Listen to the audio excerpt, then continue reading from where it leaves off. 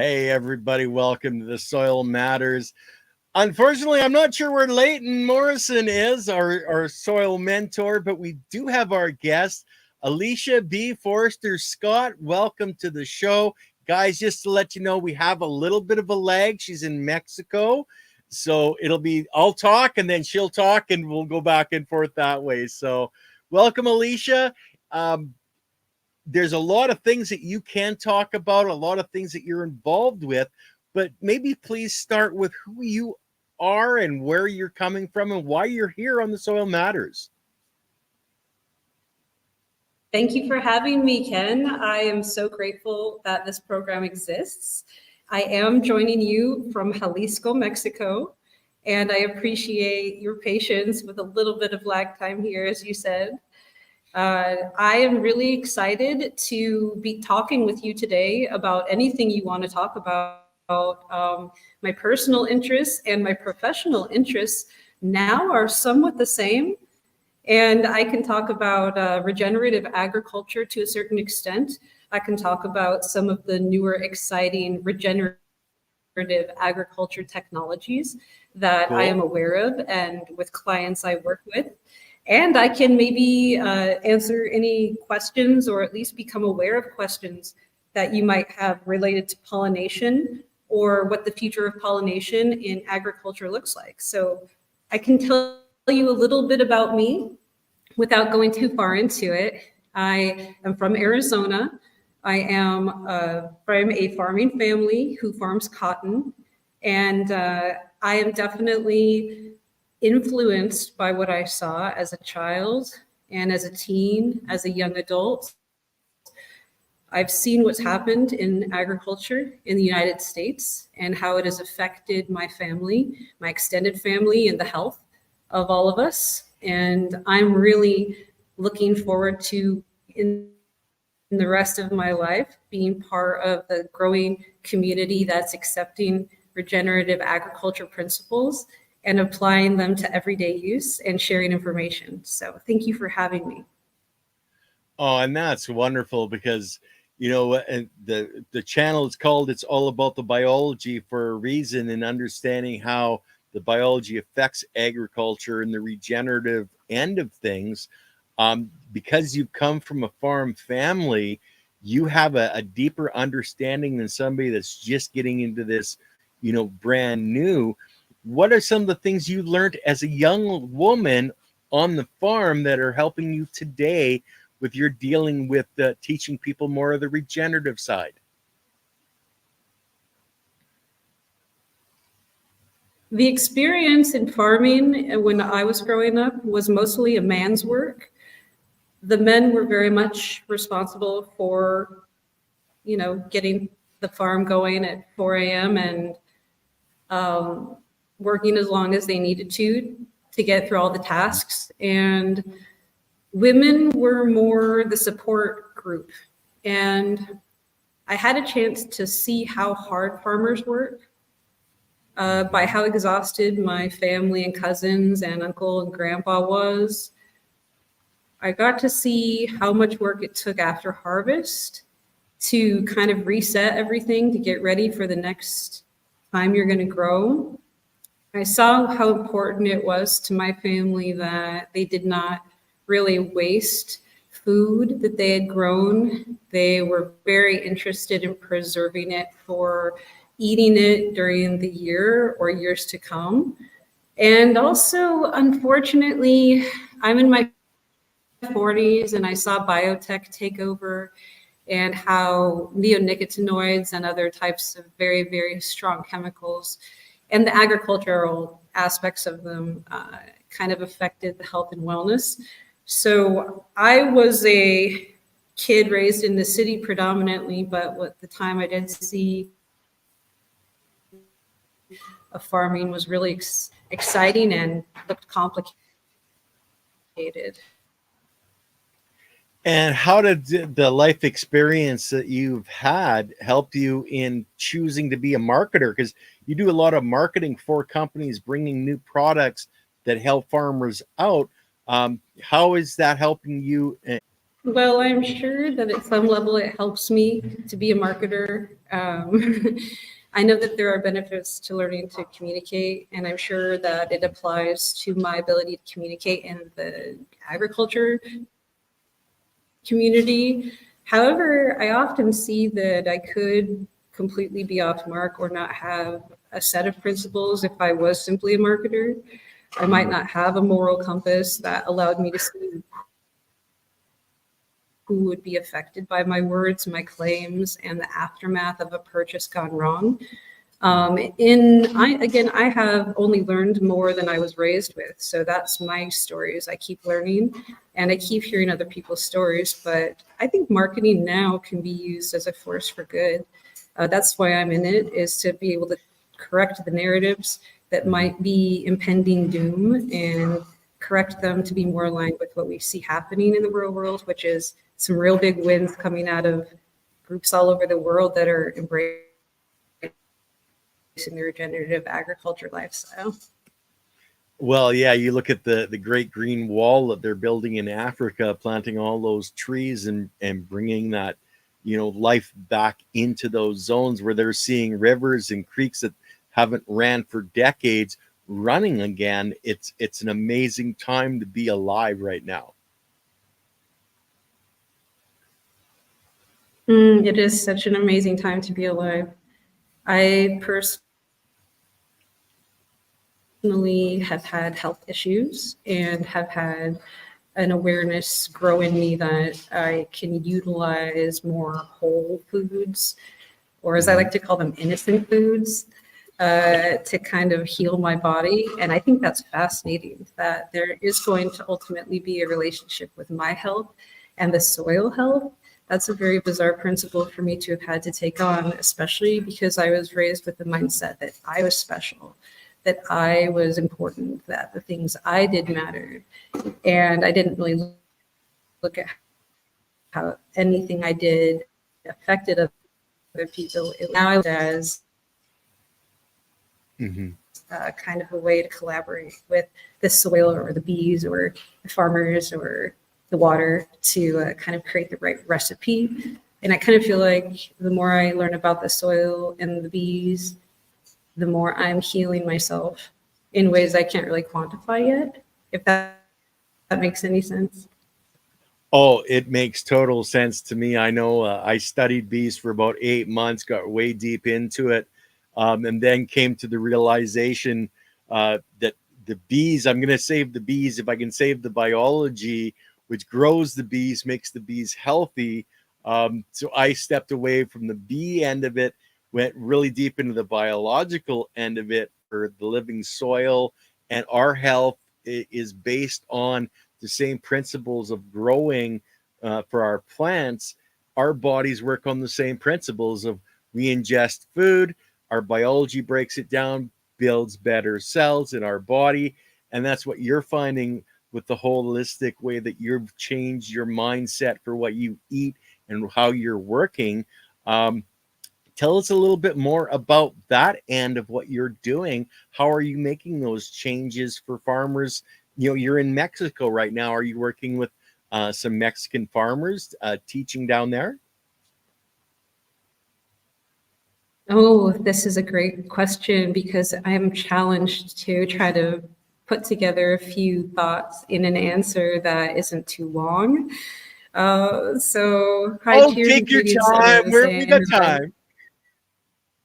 okay. Well, for Mexico, I'm part Mexican on my dad's side. I'm embracing my roots here. I'm going through the paperwork process, and that way I'll be able to come and go freely between the US and Mexico. And I'm learning the language, Spanish language. Yo estoy practicando español. And I am working to become part of a local community that might be interested in what I know of how to save water, how to improve quality of soil, how to protect pollinators. And I have had some really interesting opportunities this year to present to an indigenous group of ranchers and farmers near the mountains and talk about how they're looking to use their land for hemp, for industrial hemp, to create construction materials that they've never had in Mexico before. And the excitement around the idea of supporting a new global initiative for all of these certified, like qualified construction materials really ignites a lot of the farmers' passion. They feel that that would be an excellent use of their land and that it would protect the land like they are supposed to do. So I have met also on the other end of the spectrum some select business professionals that have worked both in government and agriculture and privately in agriculture, import export with the US, and they have a grasp of what it takes to do business between US and Mexico. And I'm interested in continuing that collaboration between US and Mexico. I see so much good that comes from the collaboration. And will you remind me more of the beginning part of the question you asked? I was kind of, I guess, focused on the last part of it.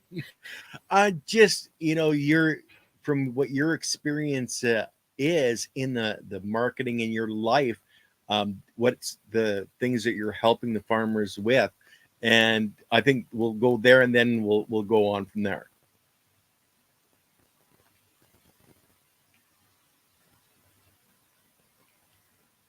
Education-based conversations, and it's because either I'm learning or someone I'm with is learning, and we're learning about science-backed technologies that save water, improve the quality of seeds, improve the quality of soil or remediate soils,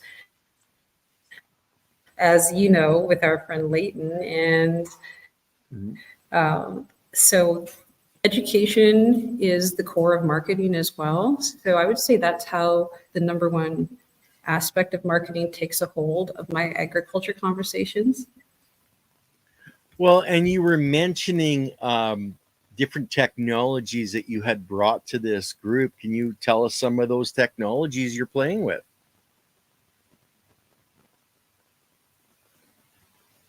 Yes, absolutely. And what's cool about one of them in particular is recently Leighton had interviewed a gentleman named Jim Kurtz from Harvest Harmonics. Yep.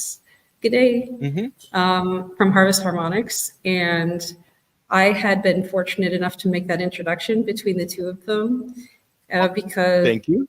I know that what they're doing is compatible. Yes, of course. I had known about Harvest Harmonics before the COVID shutdown and had been studying water savings devices or high technologies that were either patented or already had been proven past university study phase. So the Harvest Harmonics is an incredible high-tech, a relatively low-cost solution for finding a way to water half as much while increasing plant tissue volume and quality of seeds. So if you haven't watched that episode with Leighton and Jim Kurtz of Harvest Harmonics, I would highly suggest it. It gets really interesting at about the 45-minute mark, if I remember, or the 40-minute mark, where they really dig into the science of why the technology works and what it actually is. So Harvest Harmonics is a group that I really care about.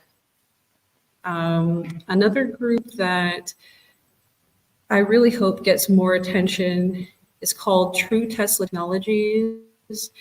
True Tesla Technologies is a group that literally has a grandnephew of Nikola Tesla as one of the engineers.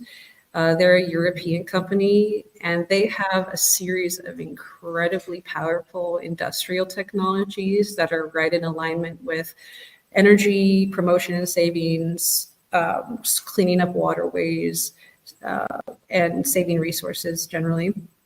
So, and then in the past, I've been asked as a consultant to work with many groups that were exploring how to put their soil amendment into the market, or their energy park concept, or their water enzyme to prevent a certain kind of problem.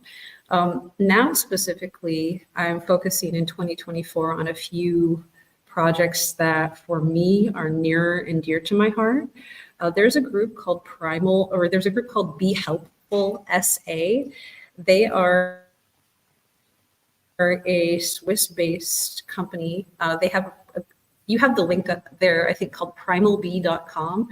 And primalbee.com is a current website, but they are updating it soon. Primalbee.com has the world's most advanced redesigned honeybee hives, and they have finished their US patent work, and they're finally coming to the US this coming spring.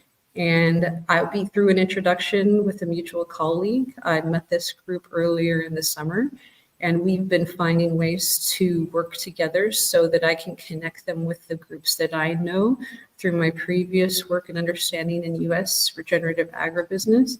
And so now we'll be working together just for those purposes, for introductions and referrals and getting these really advanced beehives out there. So primalbee.com is a way to find them. Those are some of my favorites that I've come across so far. And of course, the website, Leighton's work, doing all the fish work. That's remarkable. Fish how brew. much it matters to have the fish juice in what you're fish. Yeah, that's very impressive. I can listen to you guys talk for hours, so I'm really appreciating all the content that you put out. Well, thank you very much. Leighton's in the back end, but he hasn't come up with video yet. So I don't know if he's having an issue. I'm going to bring him up and see if we get him up, if we can get a sound out of him. Are you there, Leighton? I am. Hang on. Let me figure out what's going on. Hi, Leighton. Hi, sweetie. Sorry, it's been one of those Mondays. You're so mysterious right now.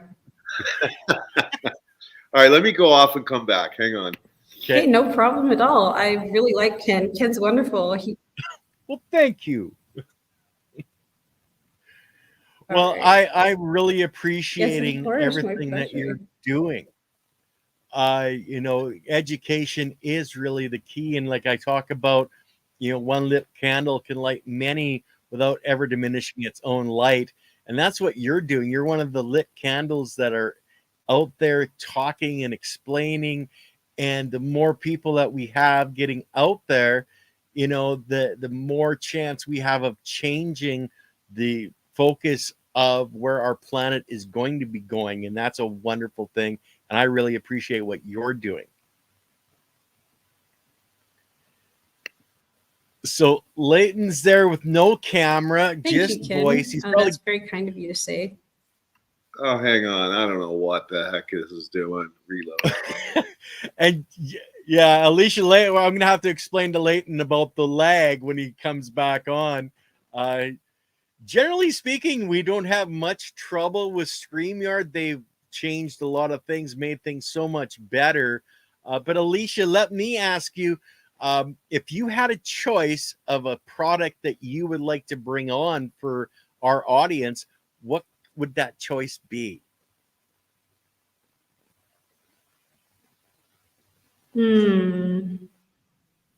Well, I suppose the product I would choose doesn't actually have to do with agriculture. Yeah, that's okay. We don't mind that. It would be okay, just to say it's not in the same vein, but I think one of my favorite projects and products comes from a group out of South Carolina. They're called Reserve Infusibles. And in 2018, I was researching what could be considered more nutritious gummies to see what existed out there. And I was sampling to try to understand how gummies of high quality were judged. because I wanted to try to come out with a product eventually that was a gummy product, but I didn't want to do something normal.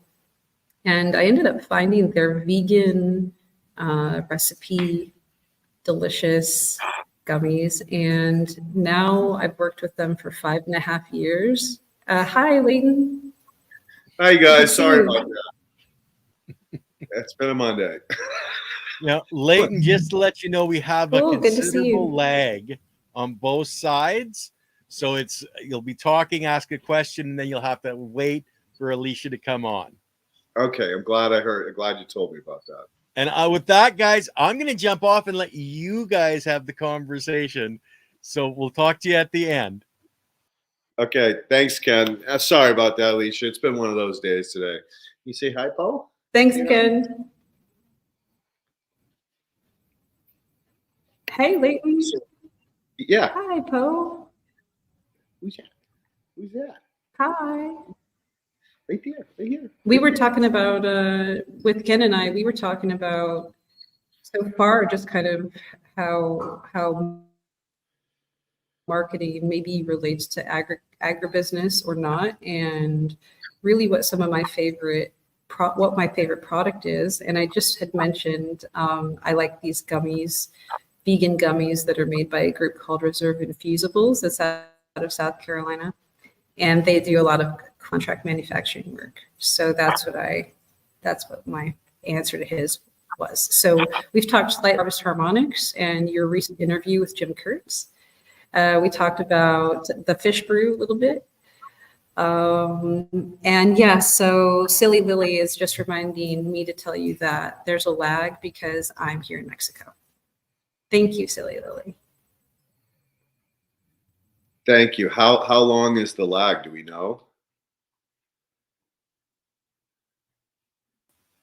About 2 seconds. Well, I can't tell. I think it's like 2 to 4 seconds right now. Okay, so what I'll try to do then is keep quiet for 2 to 3 seconds after I ask you a question. So I really apologize about being late. It was one of these days today where I was trying to load some compost. They were late. The winds were blowing. I had a pounding friggin' headache from the Santa Anas right now. So anyway, did you get a chance to introduce yourself to the audience?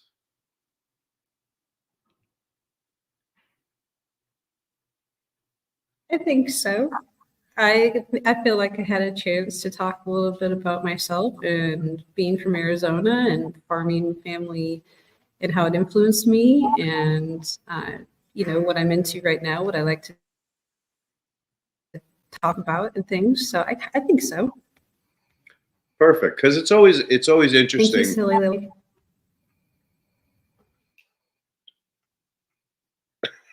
It's always interesting to hear how people ended up where they are, especially in this regenerative community.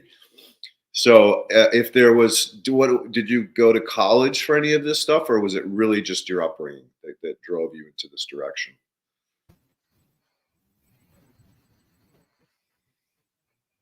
Neither.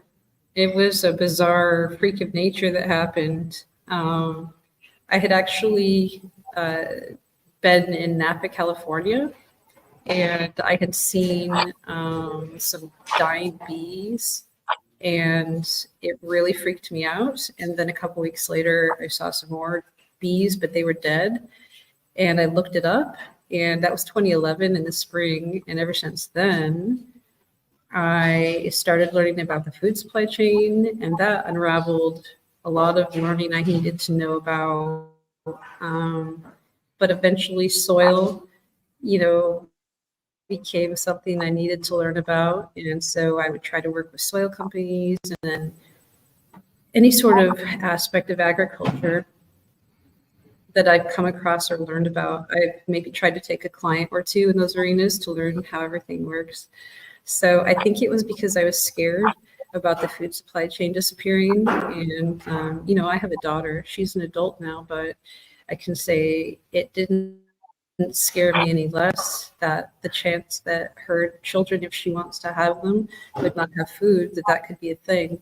That really is an unfortunate potential that I didn't want to see. So I felt like I needed to get involved at some level, and eventually just started shifting my entire business focus to how I could contribute to improving things versus just making money from companies that could pay me money to do the skills I have. So that's basically where it came from. Self-preservation and a call to action, seeing all those bees dying.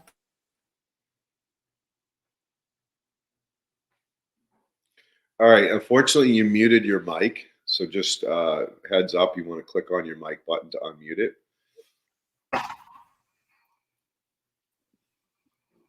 There you go. Yeah, you know, it's funny. Usually it takes a rude awakening or a traumatic event to kind of wake us up out of the slumber that we were in about everything going on around us and how that what's going on around us affects us, both short term and long term. So I'm not surprised that you had an event like that that kind of shattered your mirror, so to say. So let's talk about some upcoming things that we haven't yet had a chance to talk about, but I think are really going to drive some of these, what I want to call real big points home. Not so much for the audience as more for driving home some of these key things that you've brought up, like food insecurity, bees, water, soil health. And I think that let's start with where you are as far as your soil health understanding.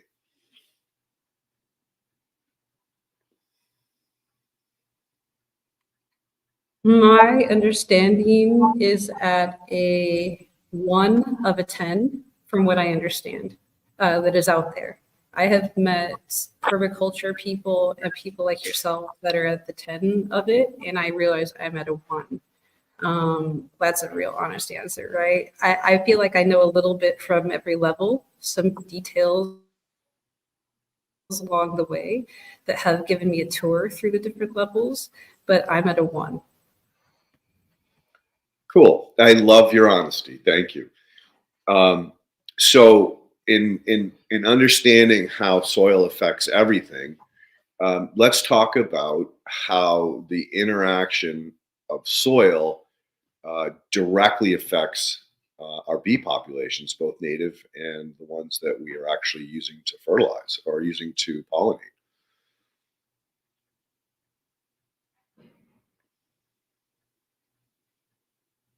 Let's do it. Well, for what I understand, if we're saturating the soil, if we're saturating the plants, then anything that the bee lands on and touches affects the bee's neurological capabilities. It's a neurotoxin. A lot of these chemicals are neurotoxins. And so you could say that what kills the soil kills us. That's an oversimplification, but you could stretch it to say that anything that's touching the bees that is from the soil, the water, or the plants, and that the soil is probably ruined. If the bees are dying around that soil, it's probably the same problem as a chemical issue. That's what I would just generally scope and say. How about you?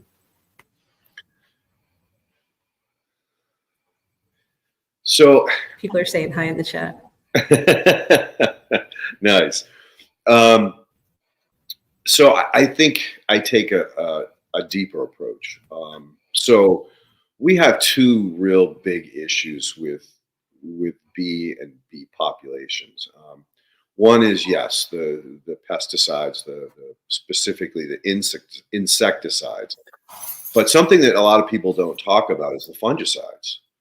And I truly believe that in the end of the day, we are going to roll back our understanding of how biologically controlled or how there's a biological ecosystem within the hive. We know of interactions with certain microbes that help support bee health, bees' ability to not only breed, but effectively fight off some of these pathogens that are both natural and unnatural. So when it comes to the relationship between soil and bee health, we have to look at it on multiple tiers. How is it affecting the bees' ability to defend against the pathogens, some that are outside the nest, some that are actually transferred back into the nest? And as equally important is the understanding of how they find their nest. The magnetism, the radar, sonar, whatever you want to call it, their ability to figure out where they are in this place and time and where their nest is and how to get back there. Because a lot of what we don't talk about is the fact that a lot of these bees are not returning to the hive because they are affected by either a virus or an internal health issue related to their ability to transfer data from where they are to where they need to be. And so maybe you can enlighten the audience a little bit more about some of the other related issues that are definitely go back to soil, but also environment.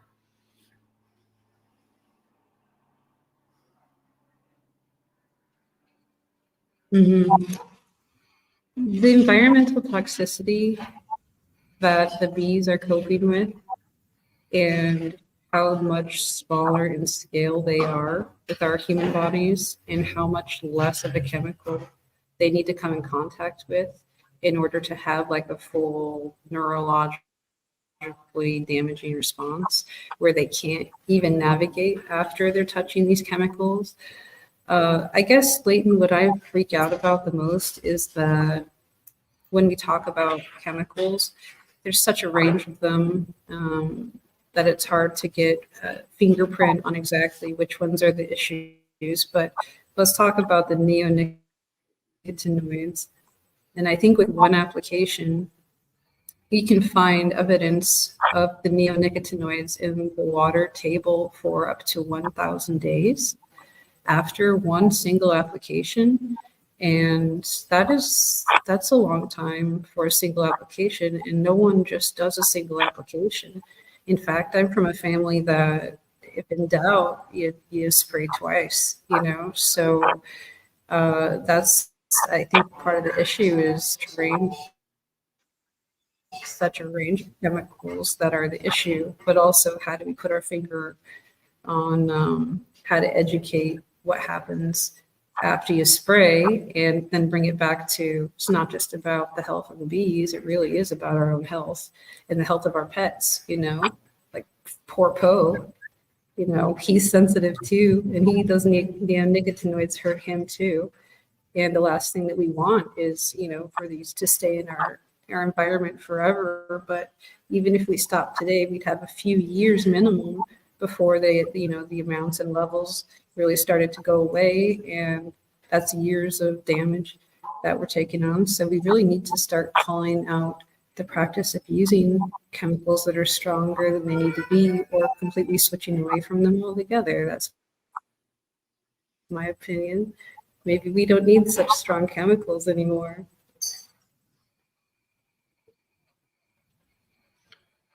So I think you touched on something that is also very important: degradation.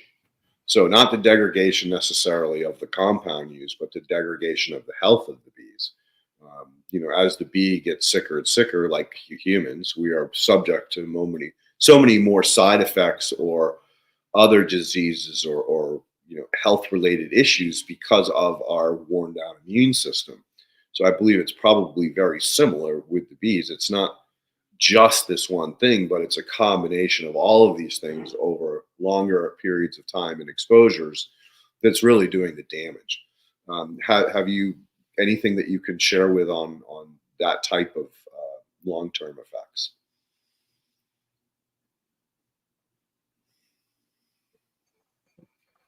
Well, the long-term effects, I think, have played out in the courts.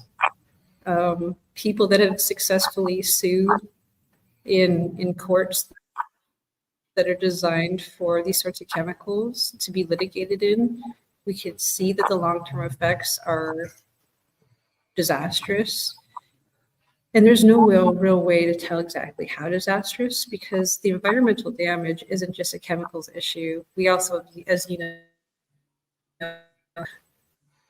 so it's not just one issue. I suppose if there's a way to think about how to move through this, it would be by taking personal responsibility for the personal spaces that we live and enjoy, and starting there, and just realizing what can be done to begin improving. And a few years would go by just like that. But perhaps also sharing information is a way to get through this, just to help each other change our culture from being something that is scared of bugs and needs green grass to something that invites bugs, and something that's where we're really focused more on the ecosystem and how the ecosystem can thrive if we leave it intact versus changing it to meet some sort of aesthetic. And that does tend to mean that in our victory gardens or in our personal stash of gardens, however we're growing them, that we're going to need to be accountable the same ways. We need to stop poisoning ourselves, thinking that we're making fruit, vegetables bigger and greener or juicier, but it's really the case. We're just hurting ourselves. Oh, Poe, he wants to hang out.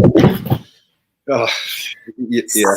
Silly Lily was mentioning something about a bee-friendly garden, which is a really cool idea. A bee-friendly garden can be something that is based off of what the native plants are in an area.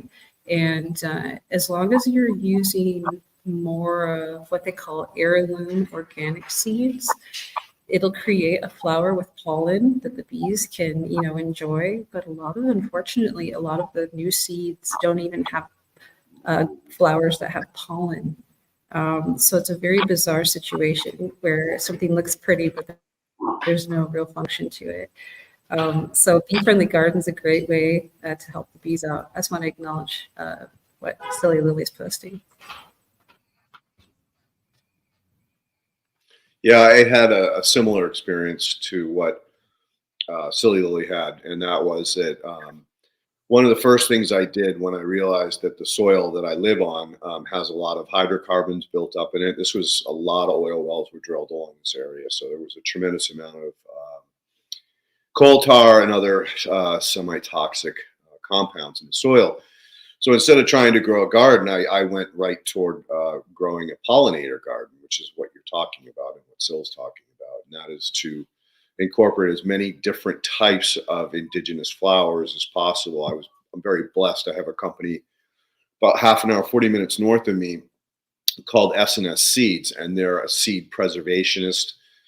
They grow their own plants to seed, and they support the local communities here through, both restoration programs, replants after fires, and stuff like that, so that we are replacing a lot of these indigenous plants that are losing the battle with the invasives. And so the first thing I did was go up there, get a mix, a wildflower mix, and applied it into a little semicircle shaped garden that I had in the backyard. And I had the same results. I was horrified to see how few bees actually came to this garden. And even when it was in full bloom, I would get these little tiny indigenous ones, but no honeybees for sure. And none of the predatory wasps or any of the other beneficials that you traditionally would have seen in this flower garden. And so I was horrified as to why I did not see more of an insect population. So in doing a little bit of research, come to find out that yes, I'm in strawberry country, and over the years they have pounded this area with a tremendous amount of fungicides. Now, The fungicides, you think, oh, well, they just affect the fungus. No. They affect the insects in their larval phase in the soil, because a lot of those insects are also eating fungi before they transition into growing wings and their next phase of their life. So they have essentially just reduced the population of indigenous insects in my area to almost null. And so the only ones that I were getting tended to blow in on the Santa Ana winds that come from the north. So those winds would be coming from the desert.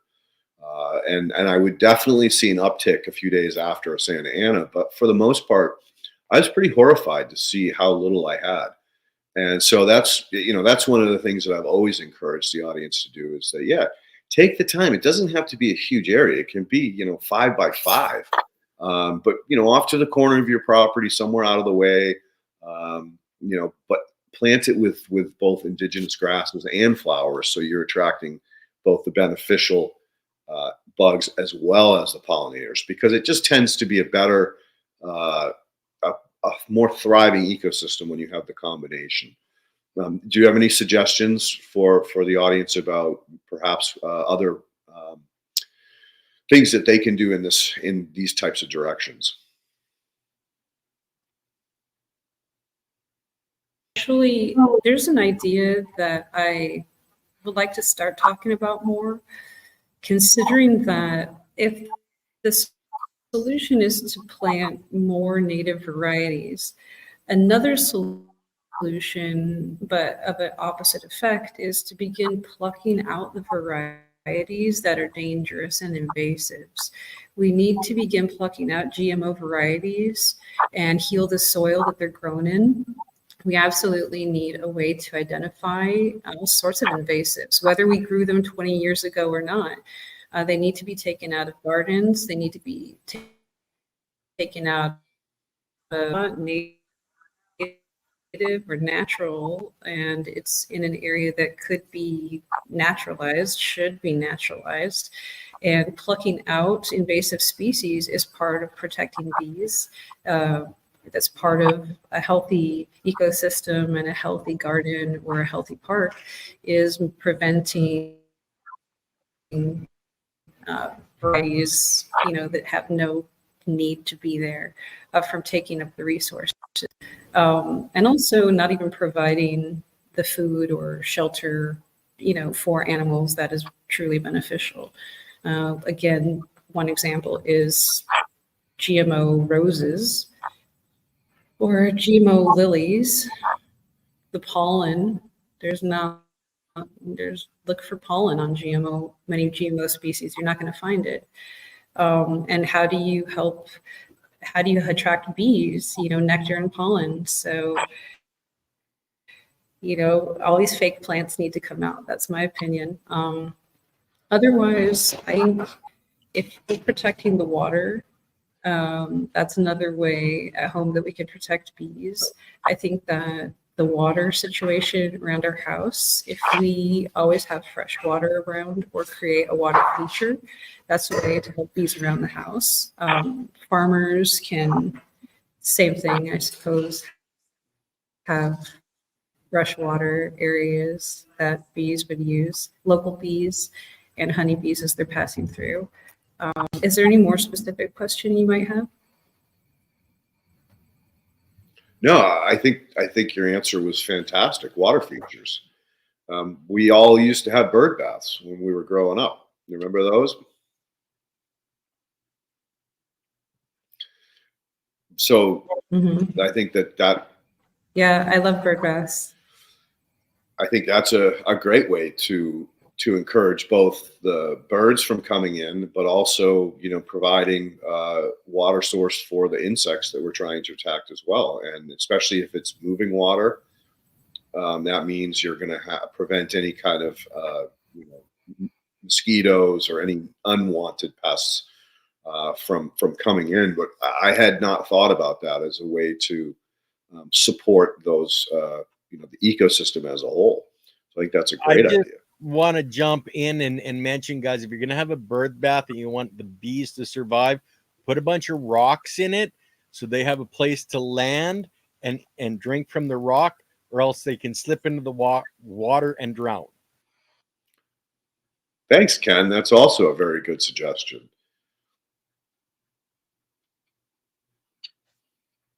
Ken like popped in like the Wizard of Oz. That was incredible.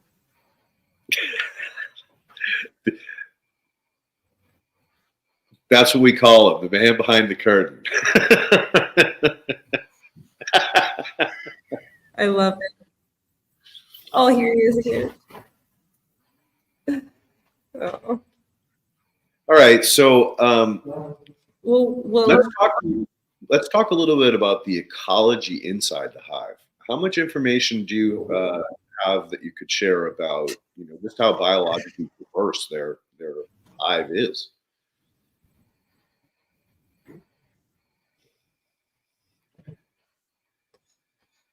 oh, well, I suppose I've learned that honeybees, there are maybe a dozen types of honeybees in the world. And a lot of the types of honeybees that we use in the US are European, Italian bees. Honeybees are not native to North America. They were brought here and cultivated and managed. And inside of the honeybee hives, the health of the hive is going to vary based off of its location, its proximity to resources like food and water, how the environment is clean or not. And honeybees can fly up to 8 miles, have been tracked up to 8 miles to find food. And so when they enter the hive, they might be in any number of conditions. When bees come into the hive, first thing to know is all the bees you see out in the wild are female. Most of the bees you'll ever see are females. And so unfortunately, the Bee Movie with Mr. Jerry Seinfeld got that wrong, but that's okay. So all the worker bees inside the hive, they have a specific job. We have bees that take care of the new babies. They're working in the nursery. There are bees that their job is just to serve the queen and make sure she's well fed. And then, of course, inside the hive, there's the drones. Those are the male bees that are very specifically born when the queen is ready for them to be born. And they are born simply to mate with her when it is her time to mate.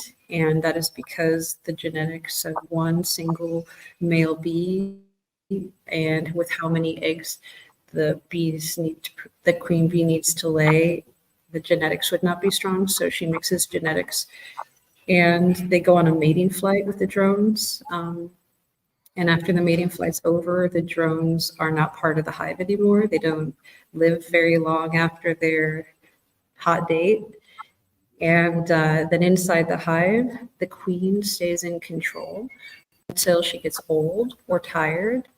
And then another bee queen or two is born and they fight the old queen and kill her. And the strongest new bee queen takes over and life continues. And more bees hopefully are added to the colony depending on the health. I also will finish by saying I noticed that from talking with beekeepers, the actual resonant frequency in various types of beehives can be different. And if you are to take a strong colony and record those sounds in high fidelity, you can use those same sounds and project them into a hive of bees that is not healthy, and it will actually improve the health of the sick hive or sick colony. So those are some things I know about what's happening in honeybee hives' lives. A lot to know. There's even more bizarre things than that, but that's the roundabout, encyclopedia version.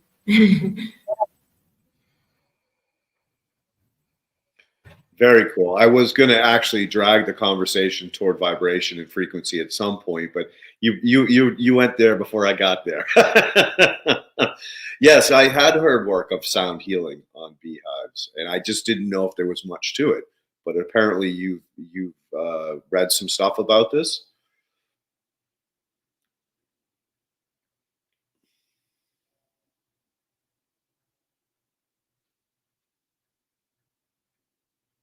Um, a bee scientist in 2013. She was from Boulder, Colorado. I met her doing some work at the University of New Mexico during a summer project about bees. And she was one of the people we consulted about her work because she was studying the mountain bees on the mountain in her area. And she was one of the first ones to teach me about what she's noticing about these resonant frequencies and their ability to improve the health of sick hives.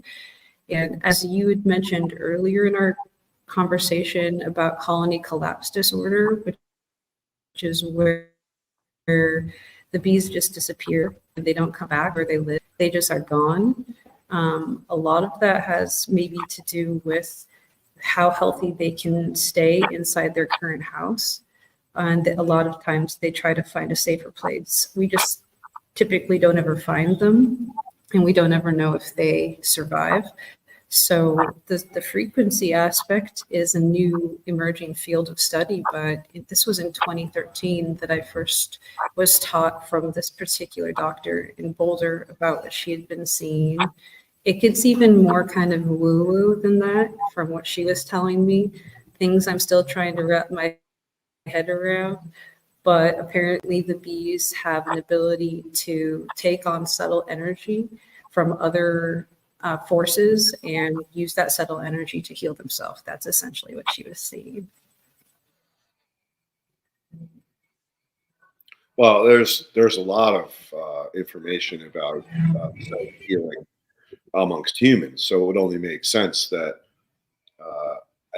an organism, an insect that is driven by vibration, it lives in a very active, noisy community, would have a similar effect on them as well. I mean, have you ever gone to one of these places where there's virtually no sound and it's almost deafening because it's so quiet? Do you know what I'm talking about? I have been to a sound deprivation. I think other people I know have done that as a health benefit. Otherwise, my experience with sound is the opposite, where I'm more immersing myself in sounds and frequencies versus lack of them. I don't have much experience with total silence, I don't think. The reason I brought it up, I think that it's really important as far as your growth, your spiritual growth as a human, to try to put yourself in a place that is at least like a sound studio. Like everybody has access to a sound studio, or should be able to find one. And if you lock yourself in a sound studio and you just don't say anything, and you try to shallow your breathing, you will hear what I'm talking about. It's when you literally have zero sound around you, and it's almost gets into your head and gets you going, whoa, this is crazy. But what that does is it opens the other end of the spectrum for you to understand about some of these sound healing modalities, like singing bowls, bells, something that we brought up on the last couple of podcasts about the beneficial effects of sound healing, and the potential that it could have on a grander scale, both for humans, but for our environment as well. I mean, we have a tremendous amount of noise pollution, especially if you live in a city. I mean, it's almost deafening at times. And so in a perfect world, we could perhaps channel some of that noise away to better create an overall environment for these types of ecosystems. Whether it was literally buffering the sound with sound deadening boards, on four sides, so that this area could be somewhat of a sound sanctuary, might be something that has some merit that could potentially be used, especially in these, highly populated urban or urban areas. I don't know. I'm just kind of like, chopping it up here at this point, but I definitely truly believe that what that lady was saying does make sense, a common sense to approach to understanding that, yeah, if you're playing the same vibration of a healthy nest to an unhealthy nest, that there would be some beneficial effects to that.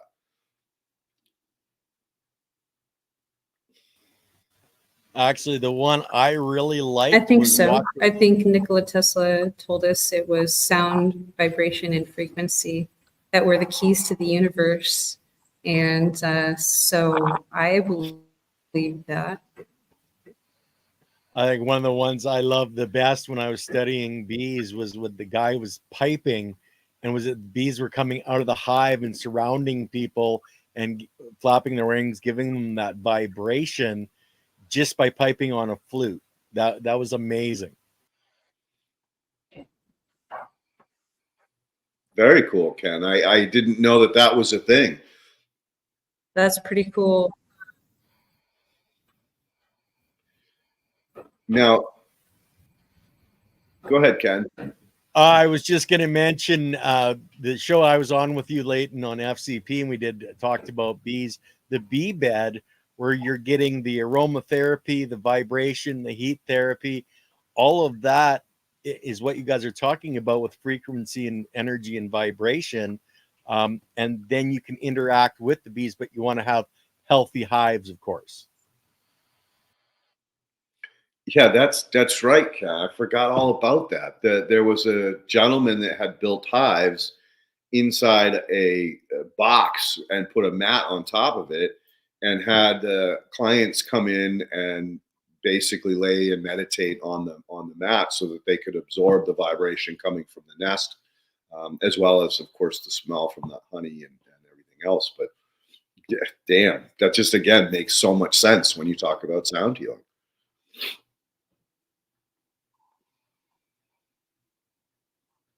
I would love to try that. That sounds incredible. I think the closest I've ever come to feeling healed by the vibration of bees is when I saw them being moved from one location to another. It was this whole challenge, just moving bees from one area to another. I saw these farmers doing it, and every time the bees would be moved, and they would fly with their little boxes being moved, I felt something, and it almost felt magnetic in a way. It was really special. Yeah, it's interesting you should say that, because I've had that experience as well. I've been on a property when they've brought in the hives. This was something that you and I talked about off on the phone, about how it's such a big issue out here in California, that due to the lack of number of beehives, healthy beehives that they have, that the Central Valley gets all of the hives until the almonds and pistachios and the other nuts are done. Then the hives come down here to the agricultural areas, the avocado trees, lemon trees, etc. And so, a lot of times they kind of miss the window because of transporting them from up north all the way down to here. So I've been on the site when they brought in the bees, and the bees were stressed. I mean, you could tell that they were not in a happy place due to that long trip down. And that's where, I can't wait for this technology to come out in spring, so that we can get some of the farms around here to just start their own colony. And maybe you can talk a little bit more about how this technology is going to make it a lot easier for people to maintain hives, because that's always been the big issue with people, farmers that don't have time, homeowners that, don't really want to put a lot of energy into this, but they would appreciate having something like that. So maybe you can talk a little bit more about that.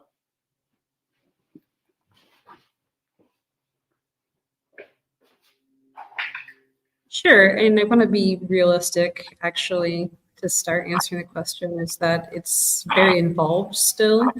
The beehive system that I'll talk about is still very involved. You still have to be a beekeeper, and you still have to know about bees, and you still have to do beekeeper things, and you still have to check in. So I just wanted to say, as simplified as what I'm about to say might seem, there's still some very important skills involved, with becoming a beekeeper. So I had mentioned it talking with Ken earlier, a group called a Primal, or it's called a Bee Helpful SA. And they are a Swiss-based company, and their website is primalbee.com, and you see it here. Ken put it up. And basically, the claim to fame is that they've redesigned the hive and have proven that this new redesigned hive can easily double the size of a colony while bringing the amount of efficiency to a new maximum for the bees and their health. The way that this hive is, I suppose, created, I was told, is the two engineers were on a mountaineering trip and several years ago, and started talking about a bees issue they encountered, and they had heard about the colony collapse disorder and about how many beekeepers were not able to continue being beekeepers because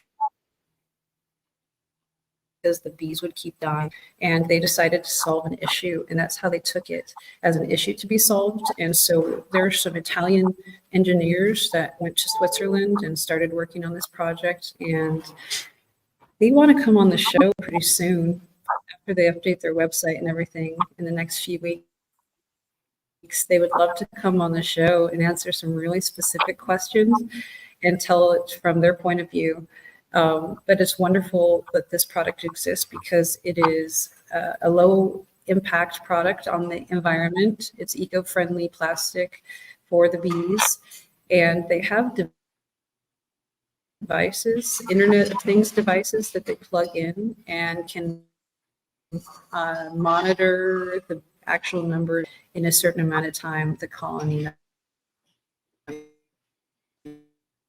numbers will double or more. So that's what's most exciting. Cool. Well, you'll have to get them in contact with Ken so that they can get themselves scheduled. They can schedule out as far as they want, so that's not a big deal. So Ken, definitely, or I should say, Alisha, definitely get in touch with Ken and get him tied into them so that they can come on when they're ready.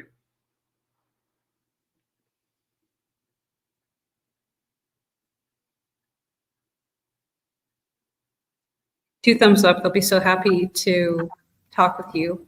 And I know that you know so many people that have been complaining about pollination results this particular last season, this harvest, this most recent harvest. Our mutual colleague was telling me that there's some real issues with pollination of corn. So that's, and some other crops. So that's sad to know that we're going to have some more expensive food coming up, it looks like. But I do really feel like we could solve this pollination issue.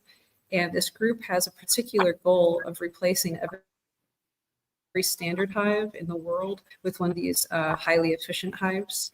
So I like that goal. It's a lofty goal. And I think that might as well take the top spot for the top goal. I love it. I love ambitious and excited people because they tend to definitely move and shift markets. So kudos to them.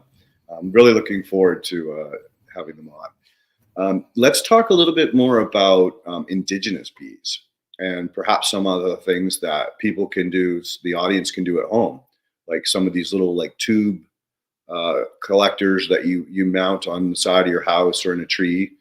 Can you talk on those at all? Sure. I'd love to tell a little bit about native solitary bees. Did you know that there are over 24,000 types of bees on the planet? And most of the world's bees are native solitary bees. That's a fancy way of saying their own. They have their own little apartments, and each of the females that you will see out and about is going to be a ½ inch or smaller. So if you see a bee that's a ½ inch or smaller, it's maybe a local bee. You're going to see, depending on what type of area you're in, you might see up to a dozen types of bees in your area that are native solitary bees. But these bees are very gentle. They have every instruction in their mind, like a queen bee would. She knows how to run her business. She knows how to run, like with scavenging for food. She knows how to run her home. She knows how to have her babies. And she will have all these instructions and live her life out in a season. So it's her job to collect enough energy to be able to have 1 or 2 babies. And those babies, native solitary bee babies, are typically wrapped in a little leaf cocoon, for example, or tucked away in a little mud patch until they wiggle out. And they normally wiggle out when it's warm. So typically over seasoning, and then they come out during the spring, for example. Native solitary bees, they are not going to bite you. Even if you got mad at them, they're probably just going to try to get away from you. The reason is they don't fly very far. They live within a few hundred yards or they fly within a few hundred yards of where they live. So if you see a little tiny bee, it probably lives in the same neighborhood and everything as you do. As far as their health and wellness, the same rules would apply. You can always find, these sorts of bee houses, and you just need to make sure that you can clean out the back of them. These bee houses, if they don't have a back flap, you'll need to maintenance them a little more because rodents and bigger bugs and spiders and things get into them and will just eat all the bees and the babies. So you just want to kind of make sure whatever style that you buy, that you can clean it out and replace those cardboard tubes every season. The cardboard tubes you see here, that's where these native solitary bees, such as mason bees or leafcutter bees or bumblebees, they will have their babies in these tubes. So at the end of every season, when the bigger bees disappear, what's left in those tubes is often little babies. You can actually cultivate those and keep them refrigerated at a certain temperature and use those pollinators at your will and defrost them when you're ready, or you can let nature take its course and just gather the bees gently, replace the tubes in your bee home, and start over, knowing that those bee tubes you have, keep them in a safe area and they'll emerge when they're ready in the next season. So same conditions though. You need clean water. You need to have not a chemical coated plants nearby. You want to have native flowering varieties that the bees like, because bees like nectar and pollen. So those native varieties are going to be healthy for them. That's mostly what I could offer about native solitary bees.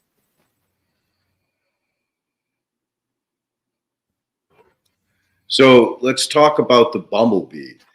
Back east, we had a lot of bumblebees, and they were super friendly. Like they didn't attack you, they didn't sting you.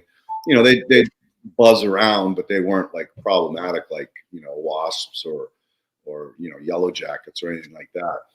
I always understood them as wood borers. I didn't realize that they were part of that single bee species. So they don't really ever have a mate or a roommate or anything. Mate, the bees will mate one off, from each other. They all live on their own mostly though. And bumblebees, they are just in those bee houses that you saw. The bigger tubes are meant for the bumblebees. The smaller tubes are meant for the smaller native solitary bees. So the bigger tubes are meant for those bumblebees. And you might see bumblebees with all sorts of looks. I mean, there's giant fuzzy ones.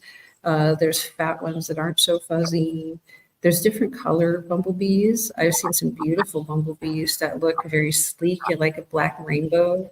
You know, and then everyone loves those giant fuzzy yellow squares on those bees. They're so cute. Bumblebees are not going to attack you. And they're supposedly a miracle of nature, how they're even able to fly with their body weight versus how their wings are.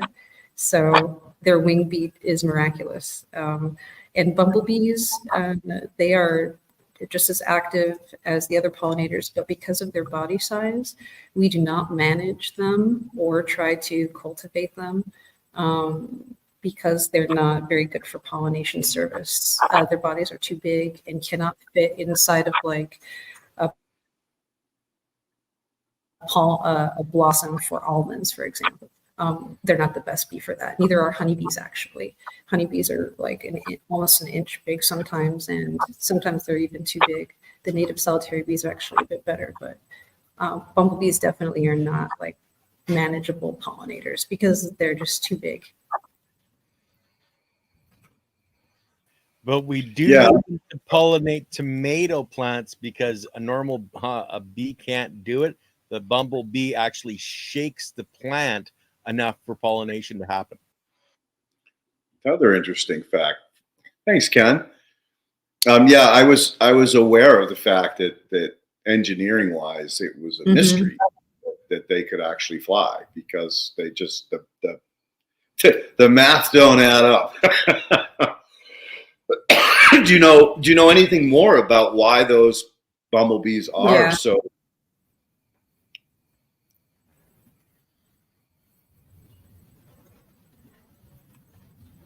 Well, I think in general, everything used to be bigger. So I think the bumblebees we're seeing are the smallest they've ever been. I think bumblebees were probably a lot bigger. And otherwise, they are a general pollinator.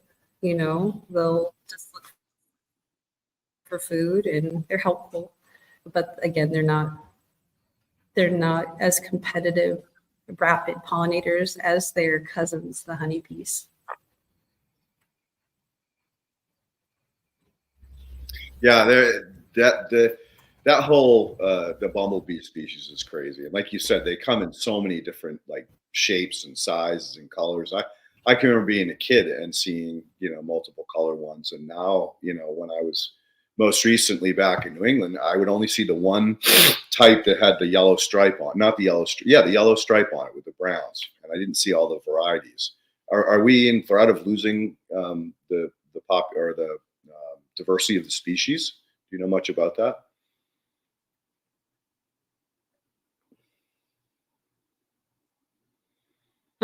Yeah, generally we are.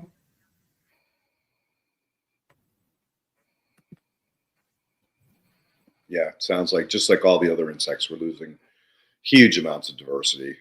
I could. Yeah. Yeah, generally it's we're way past the oh no phase. It's more of a let's hope for our new technologies with CRISPR and things being able to actually use them for good,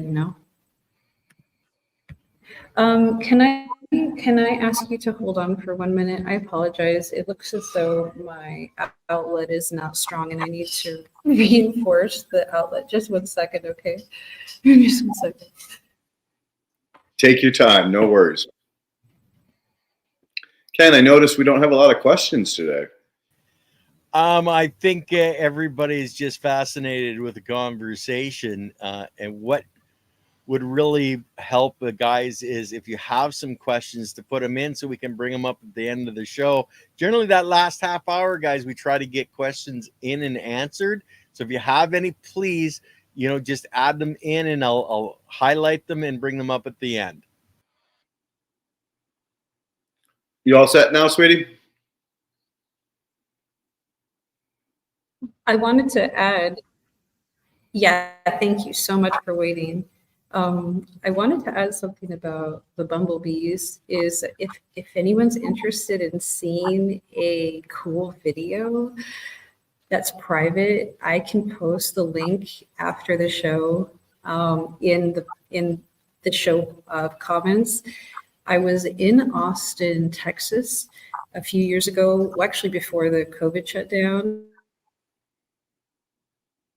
And I was staying a little bit out of town, and I had a very unique experience with a bumblebee that I happened to get on video that I couldn't believe was happening. And so if you want to see that, I actually have a very interesting bumblebee encounter that I could share with you guys. So you were dancing with bees. I was definitely vibing with this particular bee. This bee, I felt like was acknowledging my existence, which was very new for me. So I would be happy to share it if anyone wants to see. So I think that should be your tribal name. The one who vibrates with bees.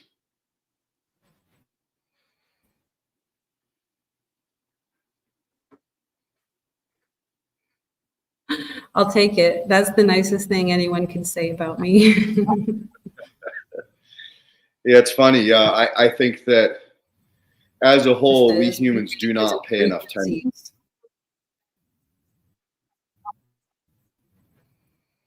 Bee dances Yeah, and frequencies. absolutely. I'm sorry, Leighton, I talked over you. I just was seeing what Hillbilly Herb was saying. Bee dances Oh, no worries. and Don't. frequencies.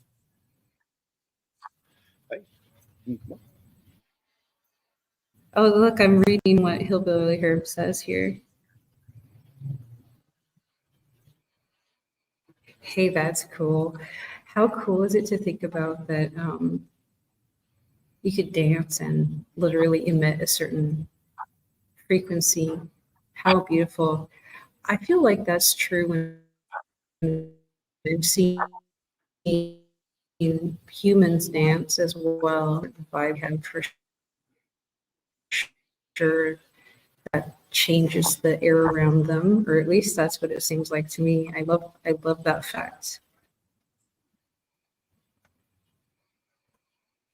Well, remember, vibration, all sound is vibration, but not all vibration is sound.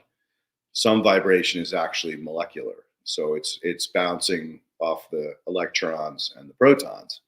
So that it would only make sense that in an environment where you had that kind of vibration, that you would be stimulating or magnetizing, paramagnetizing the air molecules, the water molecules around you. So yeah, very cool to talk about. So I was going to go somewhere. Is raindrops an example of that, Leighton? Would raindrops be an example of something that qualifies that way? Well, raindrops, they don't vibrate until they hit something, right? So when they're traveling through air, I think you've had this clip on before where you show the raindrop as it's traveling through the air is actually a donut. It's not what we think of as a teardrop, right? And the donut allows the center to be open and just turns the water constantly on itself. And what it does is it actually builds the dissolved oxygen inside of that droplet to up to 25 parts per million oxygen, which is huge.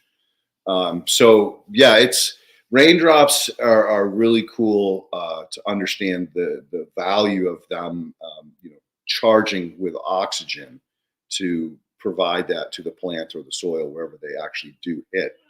But I don't believe that they cause a vibration as they travel through the atmosphere.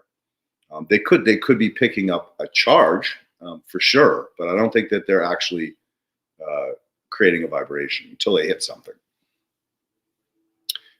So I was going to say, yeah, I think that that story about the bee is something that. Okay, so, oh, sorry, I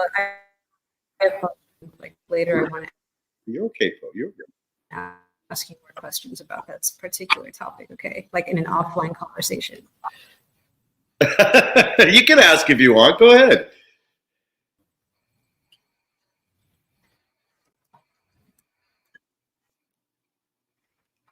Okay, well, this one is about salmon. So not that long ago, someone was blowing my mind, telling me about how the vortex of vortices in the water was actually what was propelling the salmon out of the water. And it wasn't just that the salmon was super extra strong swimming upstream. It was that the vortex in the water propelled them like some sort of Super Mario character. And so I'm thinking of that like idea, and how would you consider vortices? Is that a mixture of the vibration and the frequency, or of like the frequency of the rushing water and the vibration of it, or how does this work?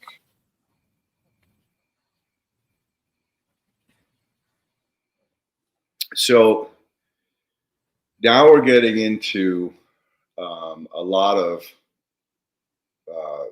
water theory, and water, please, is one of the most complex things. I saw a video clip the other day about is God water? And I think we all have to ask ourselves that, because all the reference, God is with us, God is in us, God is outside of us, God is all around us. And if you think about it, if there was to be a simple answer to what is God, it would be a very perfect answer in so many ways. Water is life. Without water, there is no life. So, and then there's just so many other ways to tie that concept into a deeper understanding of, well, could water be God? And I think that there's no way you can say no. I'm sure there's plenty of ways to say, well, it couldn't be. But that is just a really deep understanding of the scratching the surface of water. I believe that there's up to 1 billion water molecules in a single-celled organism, maybe more. I mean, just think about that. 1 billion individual tiny pieces inside of a cell that you can only see under a microscope, under very high power microscope.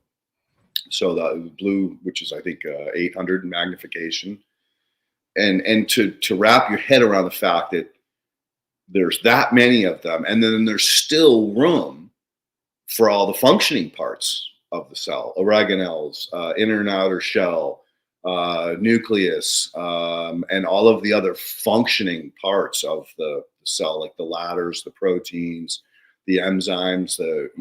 It's mind bending. So the water is probably one of the hardest things to put a finger on. Is the water in a river magnetized? Absolutely. Absolutely. Is the water in the river vibrating? Well, I mean, if you see the surface of the river, there's all these ripples. Now, are those ripples from the massive amounts of water coming down and churning and creating like the stone in the pond? Well, sure, you could defend that, but maybe there's something more to it. I don't know. But the understanding of how that salmon builds up enough speed to jump up that cliff right by the mouth of that bear that's 8 feet off the surface of the water below it. Oh, hell yeah. They're definitely riding the currents. Not only are they blasting themselves as fast as they can, but they're also hitting those pockets, those turbulence, those whirlpools, eddies and swales and so forth, to help to give them excess lift to get up to the next level. So I definitely believe that the salmon are using that excess energy from the water flowing down, because remember, every action has an equal reaction. And that's why when you look at a river, you'll often see these back currents that are happening. And that's actually the best place to fish, if anyone wants to know, is right in those back currents, because the fish basically sits there and the water moves past it, and it doesn't really even have to move. It doesn't really have to be swimming. It's just sitting there, and all its food is being brought right to it. So yeah, it only makes sense that they're utilizing that.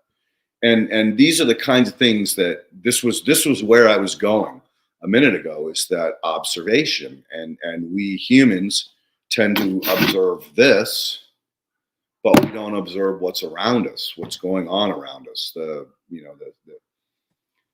bees dancing, the insects flying, the look of a dog, the look of a cat, the look of a bird. I mean, today, crazy thing happened. I was up flipping my compost, and I went back to the car to get my phone just to put it in my pocket in case you called. And a freaking hawk flew within maybe 8 feet of me. It was like 8 feet above me, and it was hovering. It wasn't flying. It was just hovering right above me, looking at me. And I was like, "Oh, hey, buddy, what's up?" And then he flapped his wings and went up on a tree and sat there and watched me flipping the compost. Now, if I was a normal person, I would not have paid attention to that bird. Nor would have I looked the bird in the eyes and had that interaction. And it was pretty powerful if you're aware, if you're a believer of the power of the animals and the animal kingdom, animal totems, the indigenous stuff. And it was similar to what you were talking about, because when you said that you had this experience with the bees, I could feel your energy coming through. My hair was standing up because I could just feel that you had this experience with this bee that shocked you, left an impression on you, a positive experience. So if anything, I love the audience to perhaps tomorrow make a point to try to connect with anything around them that perhaps they never tried to before. I had another experience with mole. I have moles back here, and they tend to be pretty damaging to the grass. Well, I had an argument with this mole, and I was getting pissed. I'm like, "Hey, come on, go to the neighbor's house, go into the garden, just stop tearing up the grass." And so, every time he'd poke a pile of soil up, I'd scoop the soil up and put it in under a tree or in the garden. And then I'd pound the soil above where he was to kind of say, "Hey, cut the shit, man. Go over there. Go somewhere else." Well, that little sucker, after about 3 days of this, when I was out having my morning coffee, he fucking popped up and sat there and looked at me. As a matter of fact, I have a video of it, and I'm going to share it with you, because if we're on this subject, we might as well go all the way in on this. And it was surreal that this little guy came up to me and was just like, "Fuck you." Oh, there he is. I'm sending it to you now, Ken. So I think that, we definitely do need to. I love the way that we have an awareness now about animals that are in their natural awareness as modern humans, that they deserve to be there too. It's pretty cool. I think that if we as a species come more aware to their importance, not the fact that we like to look at them at the zoo, but like, hey, they should be abundant. There should be huge plots of land that we've dedicated and protected for them to have natural habitat, without allowing poachers to kill them or allowing ranchers to shoot them or run them off their property. I think sooner or later it's going to come to the point where if we don't change our evil ways and if we don't connect to nature, we will be stabbing ourselves for sure. Mm.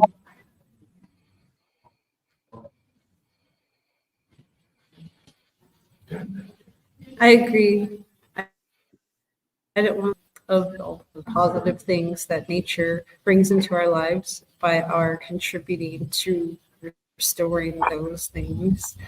I wanted to tell you that I think the space that I'm in here is about to get loud, and I might want to kind of start tapering off our conversation here, despite my best desires to not do that. What do you think? Oh yeah, that's fine. We can definitely cut out early. Ken, did you get the sound with it too? I think so, but let me just back out of this and I'll check, make sure I'm sharing sound.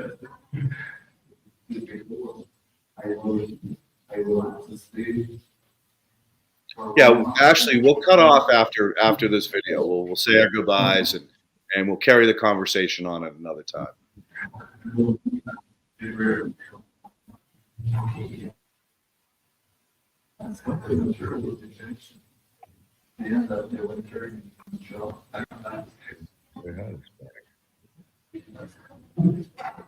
who's that? Yeah, no, sorry guys, no sound. So Look at him. He's friggin' hanging out, looking at me. What are you trying to tell me, buddy?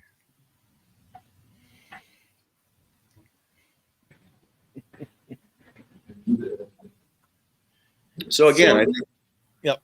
I was going to say, I think that You know what? Maybe we could ask everyone to kind of put together their favorite links for videos and kind of post them. I'll post my bee video tonight in the comments. Maybe everyone, if you guys have your favorite animal video that you took, I'd love to be part of this discussion. Is that we're an extension of this chain of life. So it'd be cool to see some of the other chains you're friends with, no matter what form they're in. Cool. Hey, Alicia, thank you for coming. And I'll contact you after the show and that, and we'll try to get the other guys on. Okay, bye. Yeah, for sure. It'll be my pleasure to introduce you. This has been a really nice way to end my day. Thank you so much. thank you for coming on, Alisha. We really appreciate you and the work that you're doing, and really looking forward to this next project that we're talking about via text. And I think that that's going to be a really exciting opportunity.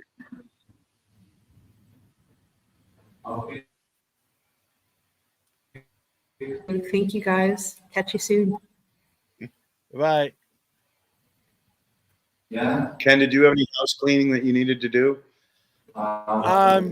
Not really, other than of course I've got a R&D grow show coming up tomorrow for checking up on the transplants and doing a foliar feed, and then Wednesday we have myself and Andy again, and then Luna has a guest, Josh from BioAg on Thursday.